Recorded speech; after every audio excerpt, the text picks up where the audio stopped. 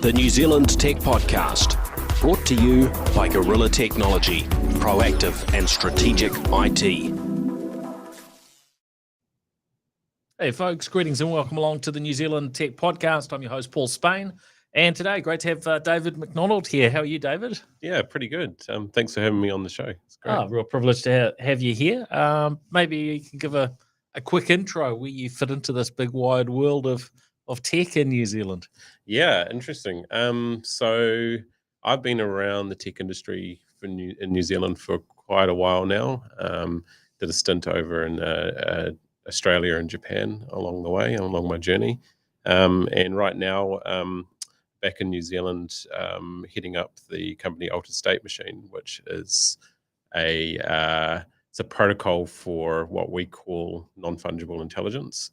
And basically what that means is we're creating a world where the value created by AI flows back to its contributors. So at the moment, there's a handful of people who are the custodians of all AI in the world. And it's one of the most important technologies that humanity has ever invented.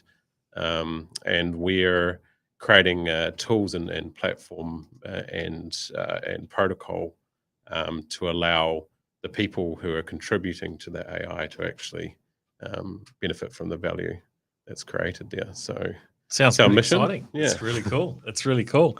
Well, before we jump in, big thank you to our show partners, Vocus, Vodafone, Spark, HP, and Gorilla Technology. First up, we've got our news bites, just some of the sort of, I guess, interesting news this week. First up, we heard about Russian TV broadcasts and online communications yesterday, which was when Russia was sort of celebrating the end of World War II there, their victory or V-Day. But hackers managed to sort of get in and disrupt Putin's plans a little bit with messages appearing on TV screens, really challenging Putin's propaganda. So it's always interesting to see the way that technology gets used for good and bad in different ways. But I thought that was probably a reasonably good use of some hacking talent there. I see Musk's obviously continuing down this track with Twitter, and I don't know how long that deal will take to close.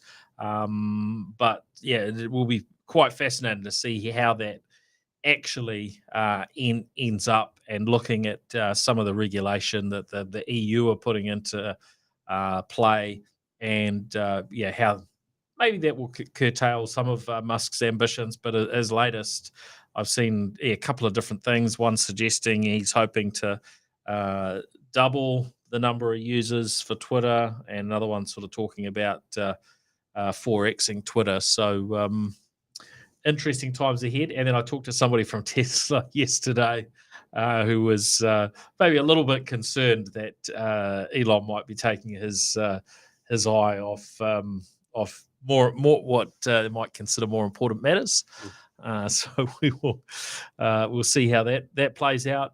Also in the headlines, reading around first driverless bus trials in Scotland.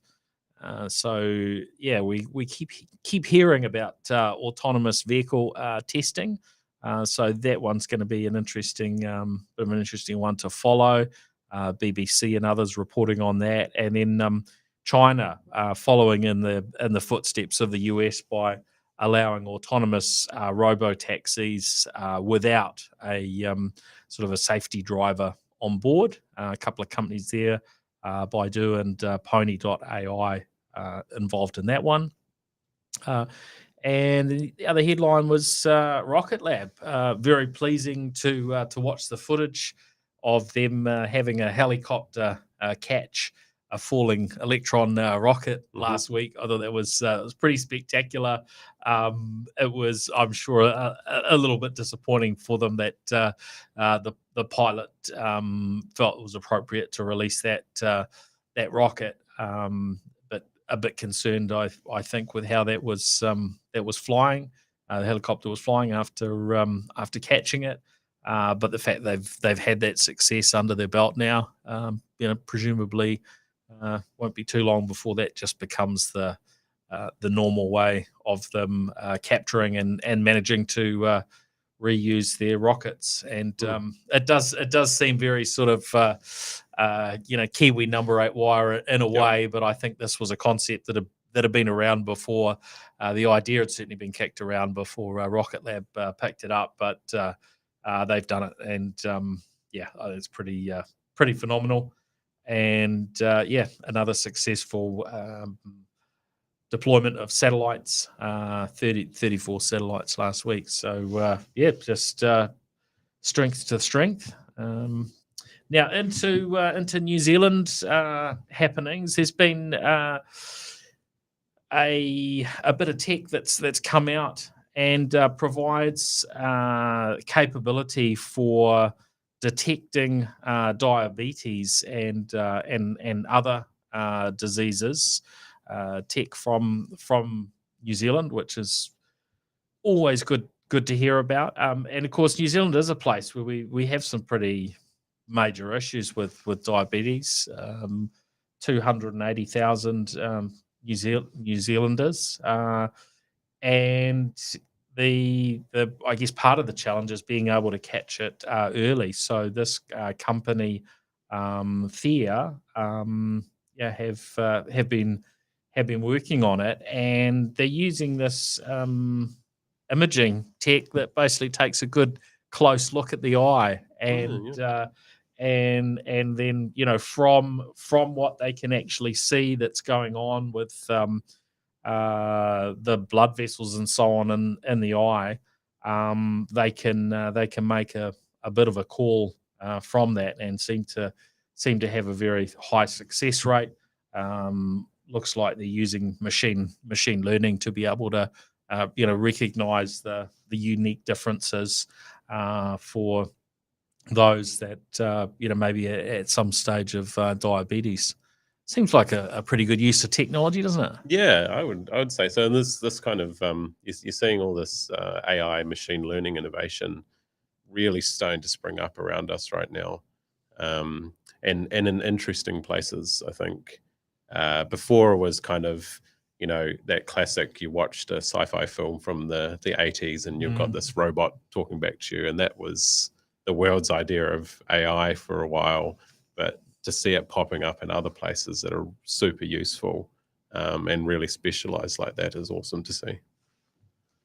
Yeah, I was reading there was commentary from Dr. David Squirrel, who's been involved in diabetic testing in New Zealand for 15 years or so, and his comment was that the accuracy of this technology is better than most junior doctors, and that's at this stage. So who knows how that could could evolve further. But I think as we keep hearing about these things, it just gives us a little bit of a taste of what the future might be if we're 10 or 15 years out. And you've got, okay, well, you can take a shot of an eye and you can get that information. What else can you get when you take that? You take a whole lot of other data, whether it's from wearables and other things. But you've got to imagine you put that together appropriately. Then I would like to imagine that we're gonna be capturing things much sooner probably than what has been done traditionally, whether that's cancers or what it is. And we've heard about things that will pick up certain changes that might be related to COVID, for instance. So I think AI is definitely the key to unlock a lot of these amazing things you can do with big data analytics. I think one of the things we have to be cautious of when it comes to AI is and all this data that we're providing to AI is who owns that and what are they using it for. And I think one of the things that we try and do is get the education out there around how AI works, what kind of data it's gathering, how you interact with it, so that people are aware of what they're handing over and why it's important to own that yourself. And I think the more the use cases like this that come out, the more important it is to get that message out there that you need to be aware of this technology and how it works. Do you think that the blockchain is essential for providing, or capturing this sort of data as we move forward, and that there's obviously sort of things that tie in with the blockchain in terms of being able to potentially control who has access to the data and so on. But then on the flip side, there's a cost, and there's usually a higher cost involved for putting something on the blockchain, compared to a traditional database, right? Yeah, blockchain's an interesting tool, an interesting piece of technology that has some really cool functionality that can be used for a lot of things. And when you're building out a service, you want to look at the tools that are available. When you're building out a piece of functionality or trying to solve a problem, you want to look at the tools that are available out there. And blockchains tick a lot of boxes if you're really interested in transparency and redundancy and decentralization, so that not one person is a grandmaster of control over something. And if those things are important to you, then blockchains are a great way of solving those challenges. And I think for AI, I think a lot of those things are quite important.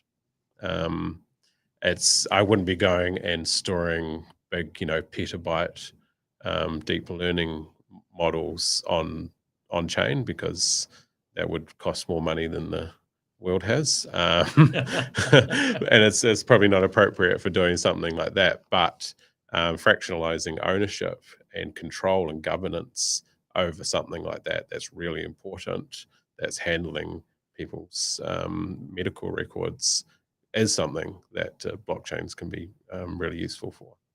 Yeah, and I think we've seen a lot of data leaks and data breaches, and it's now down to who do you trust with your data, and probably the answer to that is nobody in a general sense. And so I was someone was signing up for an online service today, and I was chatting through with them. I was saying, it's asking for your birth date there. You might want to just make something up and store that in your password manager, rather than giving them the real birth date. You want to be cautious where that stuff goes. Realistically, probably we're already beyond that point. If anybody wants to get anybody's birth date, it's probably already been leaked umpteen times now. But just generally speaking, we've learned that it's a real challenge, that privacy aspect. So I am kind of very curious to see how we sort of move forward from here, and how right do we get everything that happens on the blockchain? So I think so far things have been pretty consistent, but we do actually also hear the horror stories and the crypto exchanges that get hacked and so on. So it's not a world where everything's absolutely perfect either, is it? So no, builders have got to build. Challenging. Yeah, there's challenges around building these things with any technology, and builders have got to figure those challenges out. The way that the thing that I suggest to anybody building in this space is be transparent about what you're doing with the community. There's millions of engineers and scientists out there solving these problems.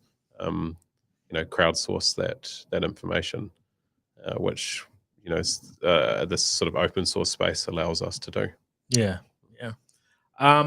Now, also, when it comes to the world of crypto and Web3, we had news last week about GD1 or global from day one, which is a venture capital firm based here in Auckland, but they picked up attention globally for launching their dedicated fund that is focused on Web3 and crypto.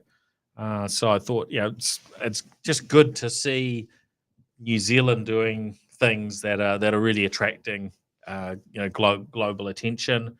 Now, I'm sure there's probably a growing number of funds around the world.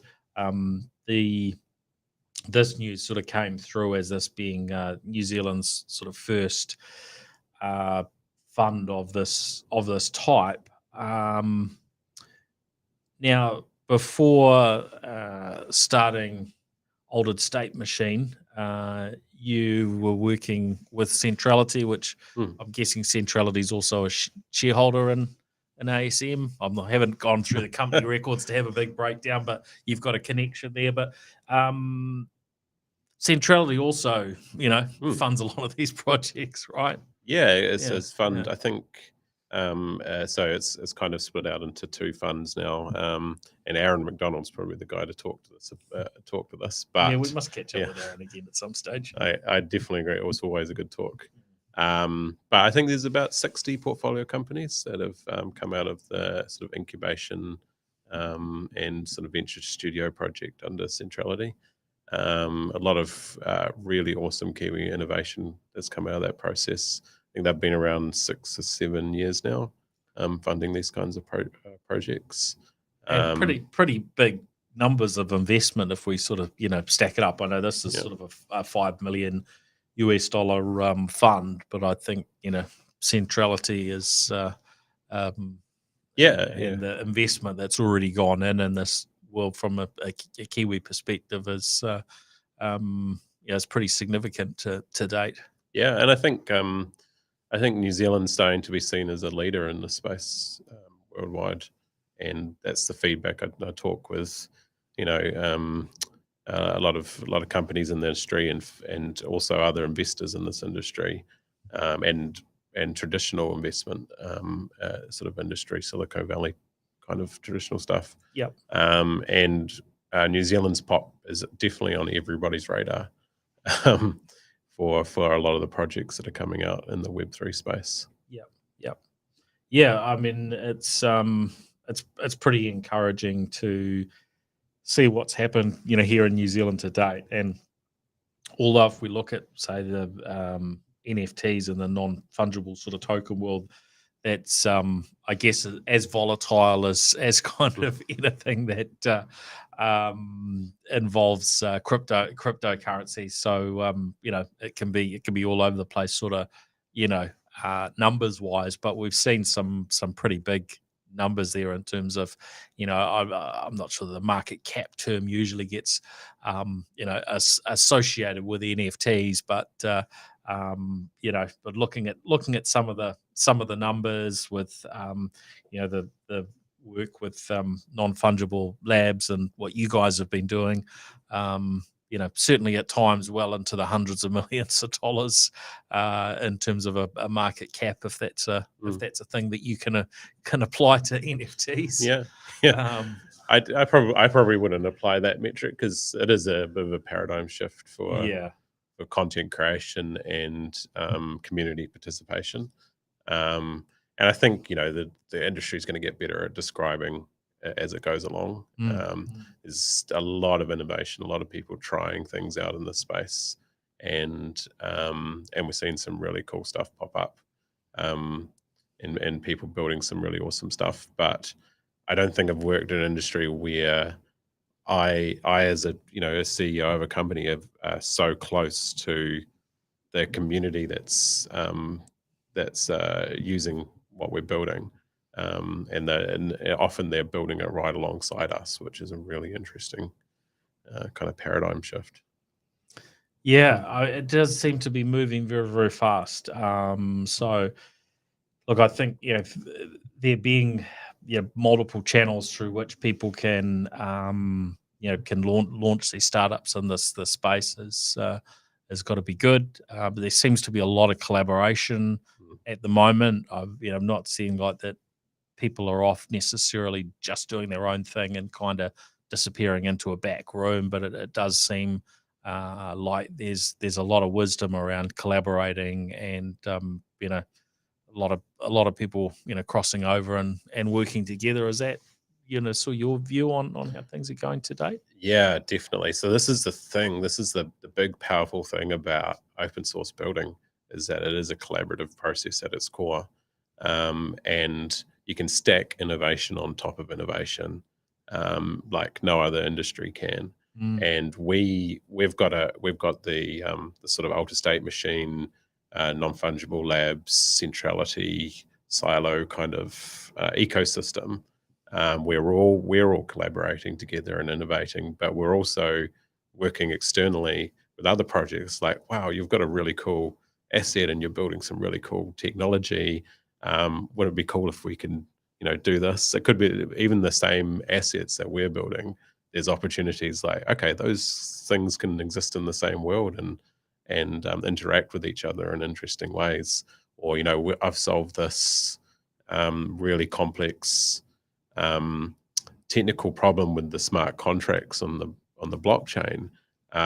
You guys should have a look at that and adopt it for yours, because it's more secure and your community is going to be better protected.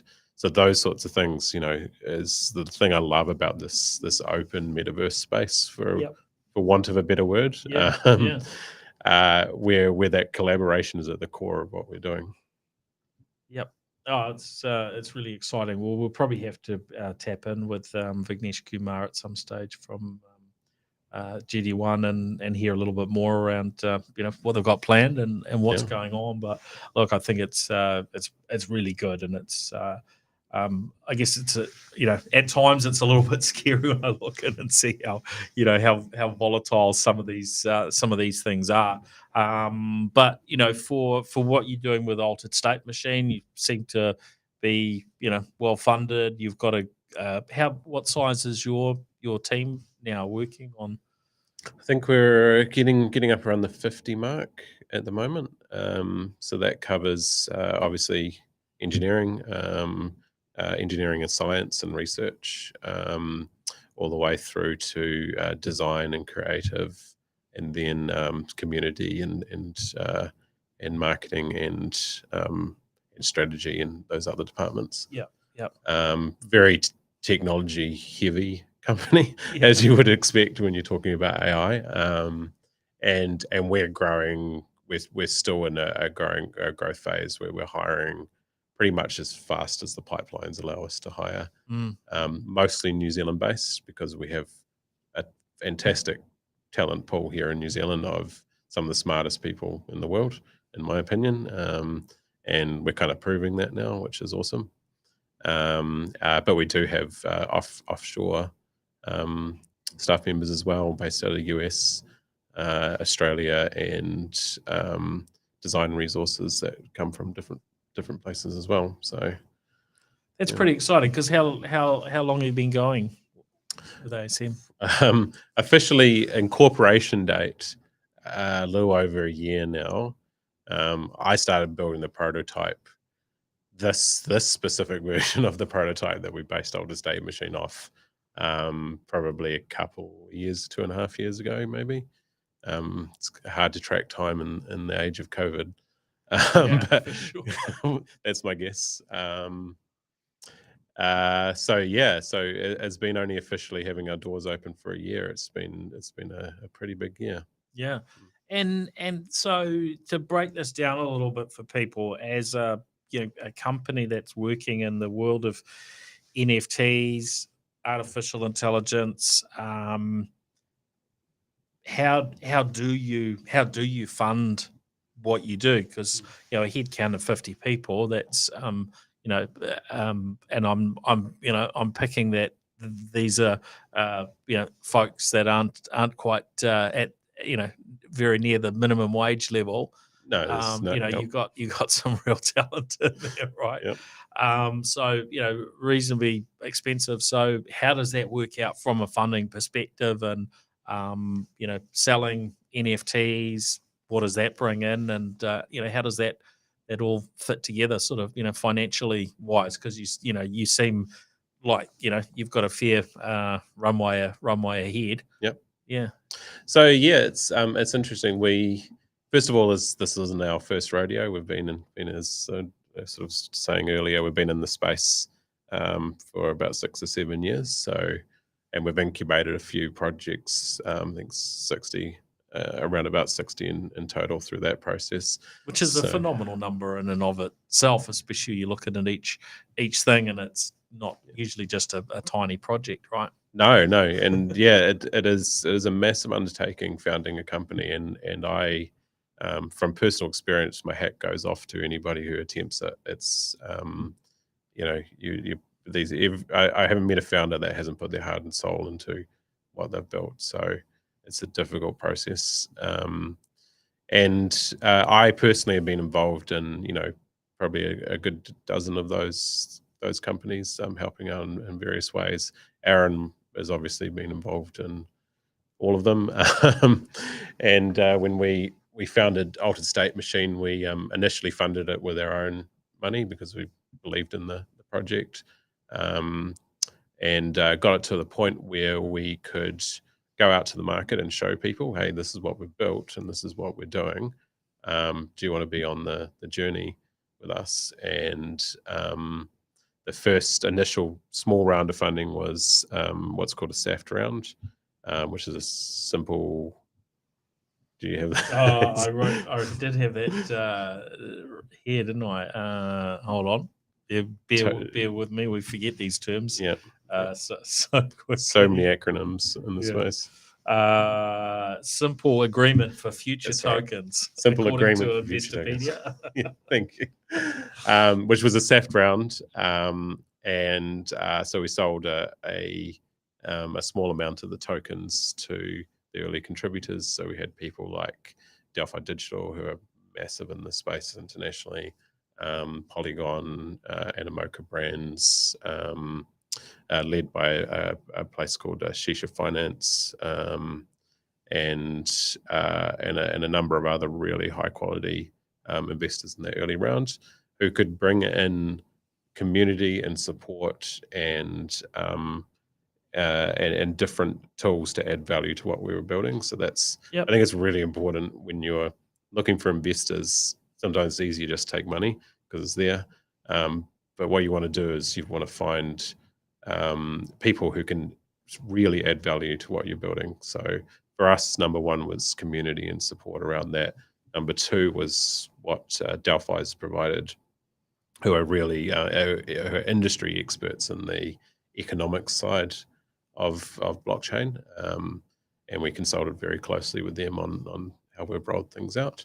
And so we brought those people on board early, built out the platform more, had some revenue coming in the door to a point where we're self-sustaining. And then we looked at what our growth plans were long-term, went through a seed funding round, which was a bit more of a traditional funding round from the crypto sort of native ways. It was a hybrid round where we got on partners who could bring content to what we were building primarily. So we partnered with TCG, who have their LPs at likes of Disney and other people who have access to a lot of content. Okay, interesting. Warner Music Group, which kind of speaks for itself, and other organizations that are capable of bringing content and also community and strategy to what we're building. So that's gotten us a pretty healthy runway to build what we need to build. And then across the whole ecosystem, we've got a lot of stuff going on at the moment, and it's going to be really interesting. So the next kind of quarter, what the people are going to start seeing coming out of the ecosystem as a whole. Yep.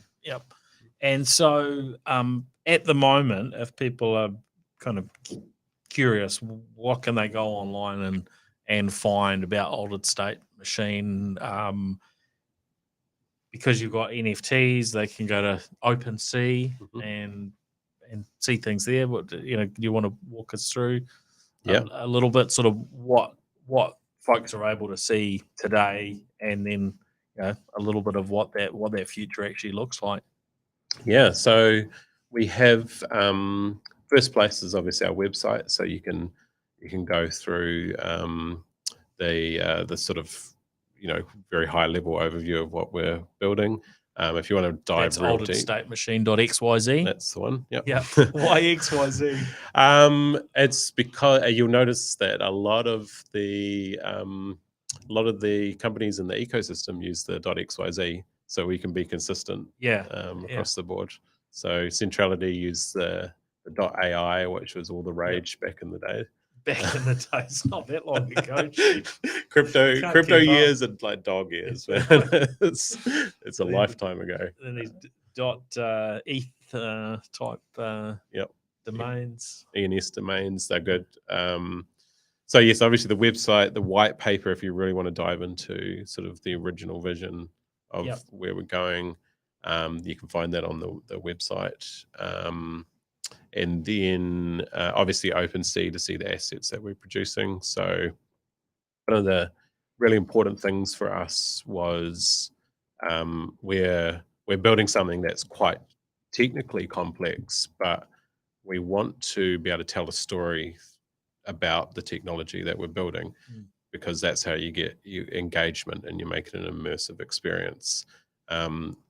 We could just put a command line interface up there and that could be the whole internet, right? But nobody's going to engage with a command line interface for very long.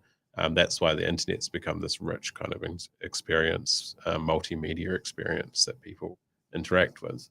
And that's how we want to have people interact with AI. So our assets, the brains that hold the memories, the AI memories, they're actually a fun asset to interact with. They're a piece of 3D art that can pop into little characters and make them do things like play soccer games and that sort of stuff. And it's a real sort of rich experience that people can interact with. And then the little characters themselves are fun little 3D characters that that people can interact with for our first sort of demonstration of how the protocol works. So I think you got to tell a good story, get people engaged, and build out a world that's interesting and immersive. And I think that's what the future of this open metaverse that everybody likes to talk about is. And like looking at one of the things you've got is the ASM. How do you pronounce it? AIFA All Stars. Your how do you describe these virtual football characters?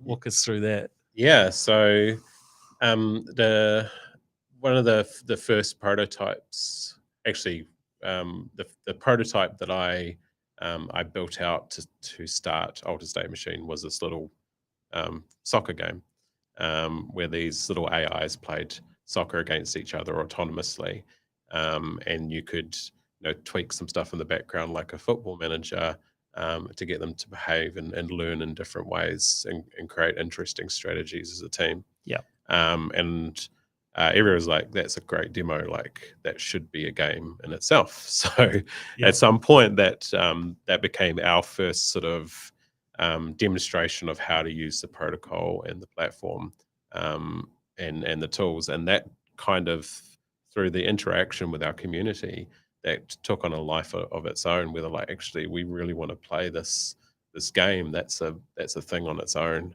And so we put the team and the resources behind it to build it out into a proper experience that people can interact with and have some real utility out of the box for what we're building, which is awesome. And that led us to being contacted by the likes of Authentic Brands Group, who are the custodians of the Muhammad Ali IP. They spent time in our community, seen how we interact with them, and reached out about collaborating with us on a Muhammad Ali boxing game. Wow. Which is really awesome. I mean, to have that opportunity It was beyond my dreams of what we're going to get exposed to at the time. And we've worked closely with them, designing the experience and talking about how we're going to treat the legacy and the brand of Muhammad Ali in this open metaverse space. And we're just starting now to roll out some of the first teasers of what's going to come in the future with that Muhammad Ali boxing game, which we're calling the Next Legends, which is an awesome experience. And that led to a number of other really big franchises and brands approaching us to come and collab on some interesting stuff. So got a lot coming in the future, but it all started with this silly little soccer game. Yeah, wow. The characters are really cool. But I'm kind of curious. I've talked to different people around NFTs, and you get quite a range of opinions. I'm kind of curious what you think are the because I guess they often sort of get referred to as, oh, this is kind of like your modern day baseball card and so on. Some people are trying to break it down into something traditional, right? And as I often say, like, the what new things technology brings, you can't necessarily break it down and describe it in terms from yesteryear, because it is something completely different. It's like, when the internet came along, you try and describe it like, oh yeah, that gives you an encyclopedia in your pocket or something when you have the internet and a smartphone. Yeah.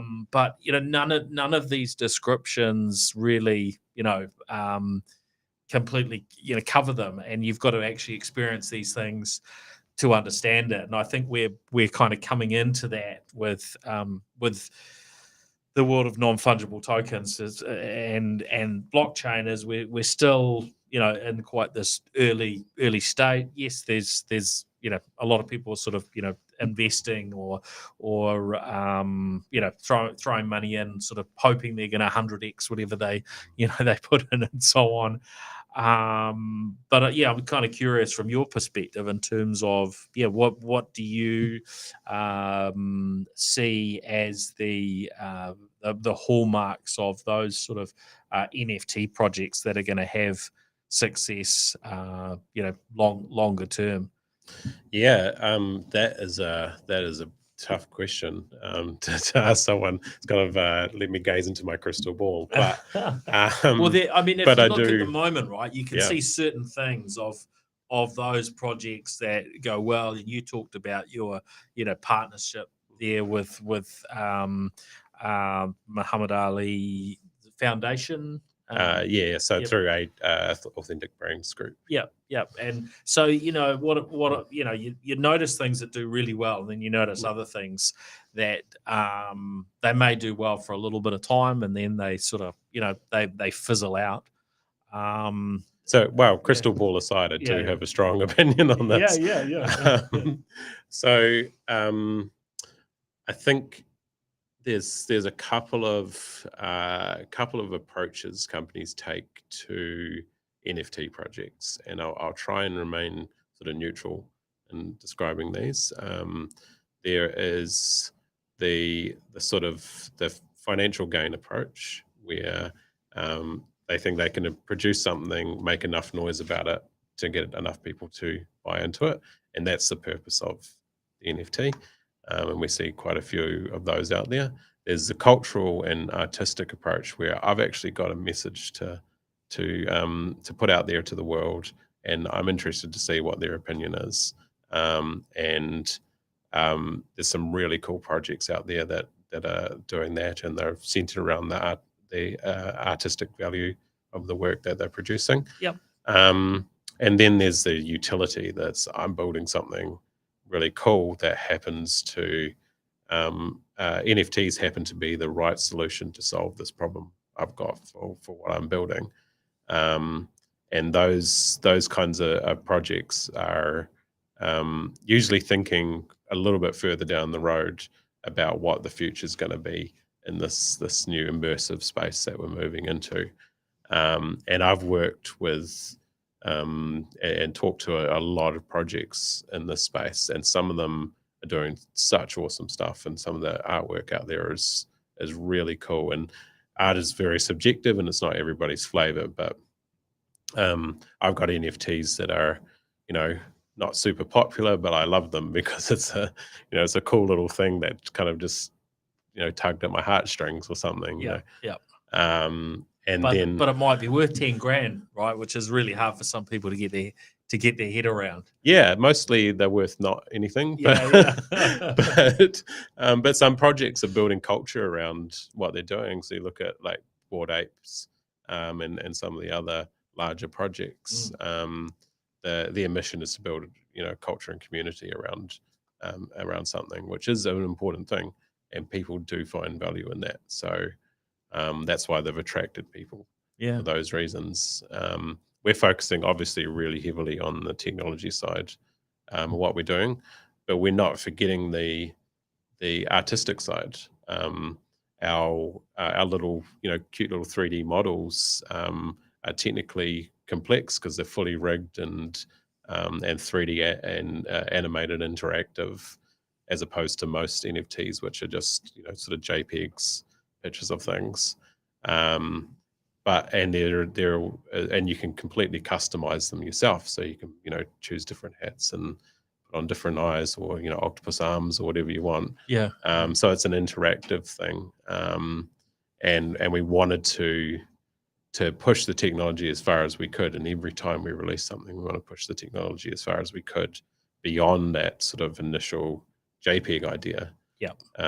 To see how we can express our art and creativity through this medium. Yeah, and I guess in New Zealand we have that incredible sort of mix of talent from both the the creative aspects that's made so many great movies come out of New Zealand, and more and more games and so on.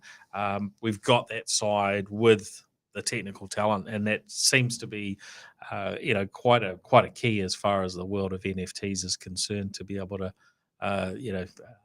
cover from those perspectives, but also tapping into partnerships like you've talked about seems to be really key. There's this whole aspect of popularity, like anything, right? So if you can get that attention and do something that serves a particular community or audience, that certainly helps to build the traction, doesn't it? Yeah, definitely. And it's an amplifier for what you're doing as well. I think we have you're right. We have a strong legacy of this sort of technology creative side in New Zealand, with the likes of Weta and Peter Jackson and all the stuff that's come out of New Zealand. It's amazing. And, getting in the ecosystem, Fluff World's working with Weta Workshop on projects, which is amazing, getting to work alongside true Kiwi legends. These are our heroes. I remember growing up, watching the rise of all of this through Lord of the Rings and everything in New Zealand, and these people really blazed a trail for the rest of us. Yeah, definitely. And you also talked about utility, the sort of the usefulness of these of NFTs, and I guess to me it seems as though in the longer term it's NFTs that are going to add some value in some way over a longer term, where you would expect there to be a maybe the most value, but I struggle to get my head around when I look on, say, OpenSea and what people pay for different NFTs, to get my head around the picture at all. But then you see what people pay for all sorts of art, right? And people pay a lot more than what it physically costs to produce, say, a sculpture or a painting and so on. And I think as society we've kind of got our head around that, but I'm not sure that in the NFT world it's all the dots are joined up for everyone yet, but that utility piece, I think, if you've got this whole other element of benefit that a NFT can provide, that's pretty interesting to me. But I guess we haven't seen too much of that utility yet, right? No, and people are sort of just starting to catch on. I think to your point earlier, it is difficult to describe what it is in sort of Web 2 terms, like traditional terms that people are used to, because it is a different thing altogether. I've heard it described as, a receipt or a position in a queue or all these other sorts of attempting to describe it, and it's not quite what it is.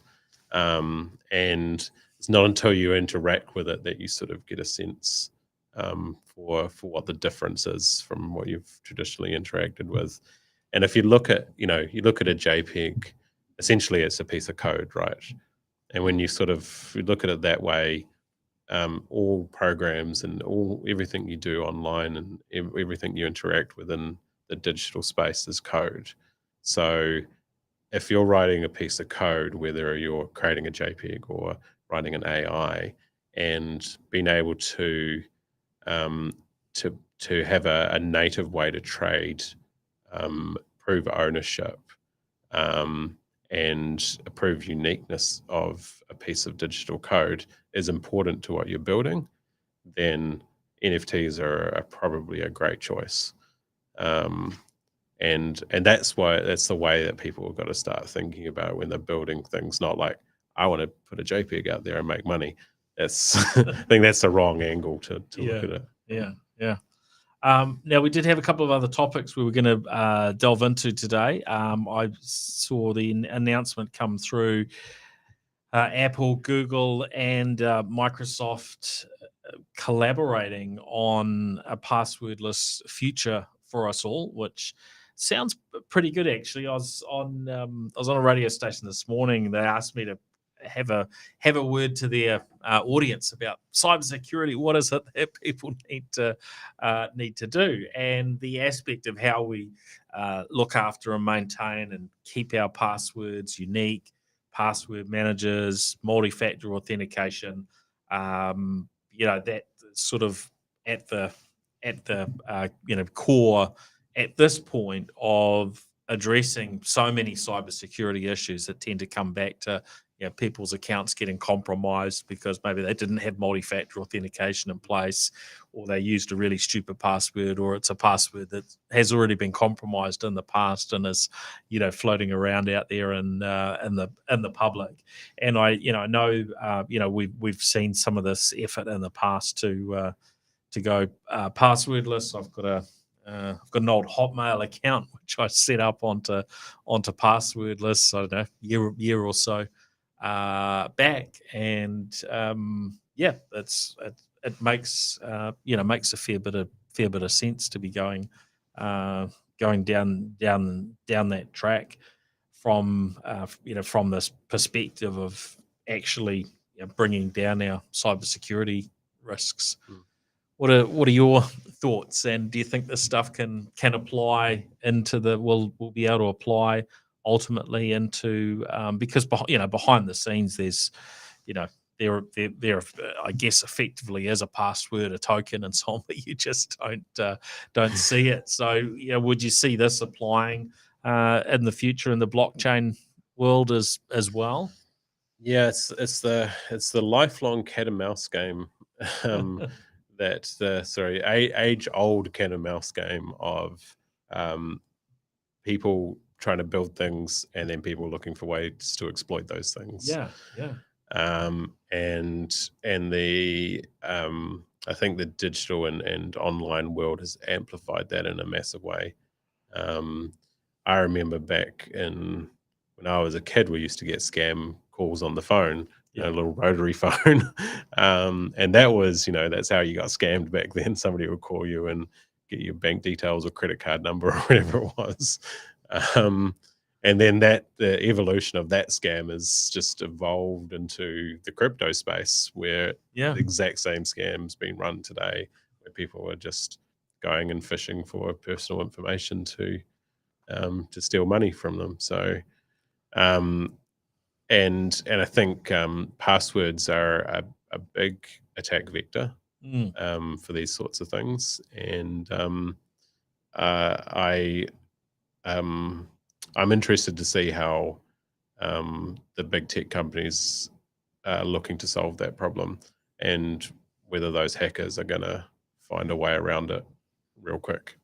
Yeah. I mean, I guess it's been the work from the FIDO Alliance has sort of been going on over over a period of years, and we can now get these FIDO 2 tokens to be able to log in, and often using biometrics. And with a token or logging in through a device we've got that maybe is sits behind some biometric type protection, or device pins and so on. But yeah, how that plays out. So it's going to be an interesting time ahead. But for those that have managed to make this leap into passwordless, which I think will grow now. Now we're getting Apple, Google, and Microsoft really pushing this, and it'll take some time. I think it's pretty exciting. So hopefully we can squash down some of these cyber issues. Start winning, that we see. Fortunately, so much of what we see today in terms of cyber security issues, there's a good chunk of it that is really common and has been around for a while. So, a mix of education and just everybody sort of slowly nudging forward, we start reducing that those risks. But we still see the news reports and so on of whether it's celebrities or whoever, well-known people with accounts that are regularly being attacked that haven't done the absolute basics. So it's a little bit sad in those regards that we're still trying to communicate those simple things. Another thing that came up was this story about DJI, and when we look at drones, I mean, DJI they've been so successful, such a runaway success. I know we were talking earlier. You were telling me about drones that you've built in the past, and one to take a line out for fishing and so on. I think it is one of the areas where technology has facilitated a lot of innovation. And when we look at the situation in Ukraine, we've spoken about it a fair bit over the last couple of months, how technology and especially drones have been actually quite key along the way to some of the successes for Ukraine in terms of defending themselves from the Russians. But the story around DJI was they've got this technology for drone tracking called aeroscope signals, and these were supposed to be all encrypted, and DJI had insisted, their people had insisted on at least a couple of occasions that no, it's all encrypted, it's all safe, and then it was found out that actually that wasn't the case. So there's the potential there for Russians to actually be able to track down exact locations of where Ukrainians may have been standing as they flew their drone. So tracking the user of the drone and the drone itself. Now the concept is pretty good when you're not in a war situation. If someone's flying a drone somewhere where they shouldn't, a big stadium, and there's something dodgy attached to the drone, then it's good to know that these things are going on. But in a war situation, doesn't sound too good. No, that's that's a good reason to seriously look into open source and transparent systems, in my opinion. Open source and transparent doesn't mean transparent to the data, but does mean transparent to the architecture, that people can verify that what companies are saying is what's happening. Yeah. And I think this is a massive problem with tech, is that nobody can go and verify that these companies are doing what they say, and they're making real life and death decisions based on the things that they're saying, and it's not verifiable. So I think that's a massive case for people encouraging the companies that they interact with to be open and transparent about what they're building. It's a scary prospect. Yeah, and I think it's pretty hard to get these things spot on, because you've got a whole lot of different audiences that use technology and a whole lot of different use cases. I saw a note on one of the reports about that I read that said that was suggesting that the US may have formally mandated that these remote ID broadcasters needed to remain unencrypted. So there's all these sort of different needs and desires and different parties, but we sort of expect to be able to trust particularly a big player like DJI to get it right. But if we actually step back a little bit and we look at the big tech companies, they don't get stuff right 100% of the time, right? So it's pretty hard, and open source, not everything's sort of 100% perfect all the time either. And then lastly, the other stuff that caught my attention the last few days was there was a little bit of coverage around broadband in two countries.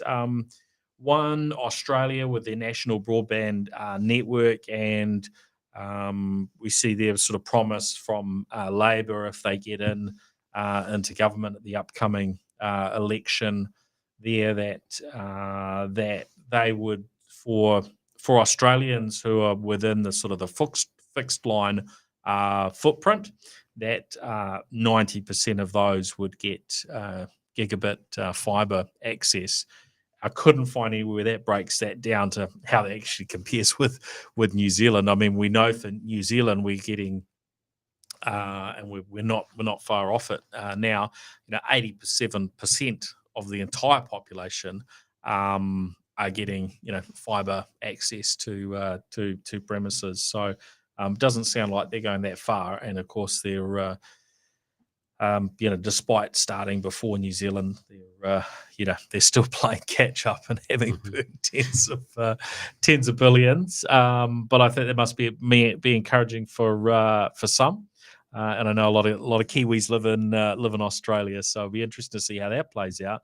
And then the other thing on the broadband front was reporting around the US, where Biden's talking about making access to internet for those that maybe can't afford it today much more accessible. So a US $30 credit per month for a lot of people. And some of the things I've been reading suggest there that it could be heading towards 40% of households in the United States qualifying, which is a huge number.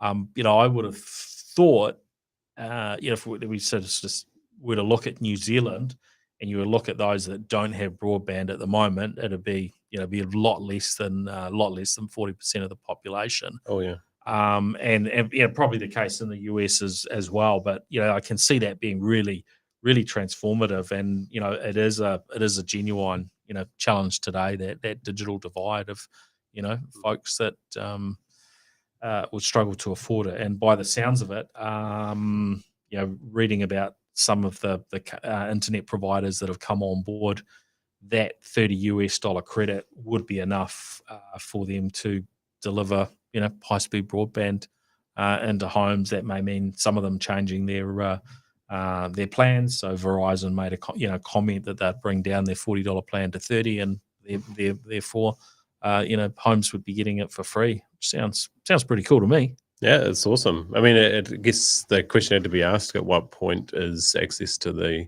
internet a basic human necessity, right? Alongside, food, water, shelter, healthcare, that sort of stuff.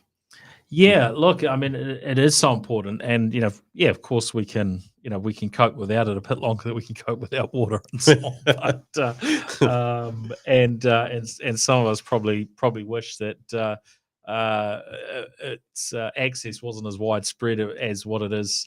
Today I used to enjoy jumping on a plane to San Francisco or Los Angeles. It's like, bit of downtime, think, read, Yep. it's just like there's those days have sort of largely gone. Of course, there is still that aspect of sort of discipline and turning our devices off and getting disconnected, but it's swinging more in that direction than there being so many places where we don't have the internet. I remember my last flight from, I think it was from San Francisco to New Zealand. Yeah. I thought to myself, at what point can I get away? Can I no longer get away with saying, "Oh, my plane doesn't have Wi-Fi"? Yeah. And people believe me on those flights until my wife starts messaging next to me and blows my cover. Yeah. We're in I think interesting times, but it's good to see that governments are looking at these aspects probably more and more, same way that they're looking at social media, looking at the harm technology can provide, which I think we're starting to have a really increased awareness of, as well as the exciting opportunities, and hopefully we more often than not get that balance right. I think technology creates an incredible opportunity to give a lift to our country, to our economy, to New Zealand's people, and not just New Zealand. This is a global thing. So it's exciting to read that there's more being done to get these balances right and move it forward. Agreed. Cool. Well, it's been great to catch up with you, David. Thanks for coming on the show. Now, where should people look if they're wanting to get their head around a little bit more about ASM and altered state machine? Is that back to the website? Yeah.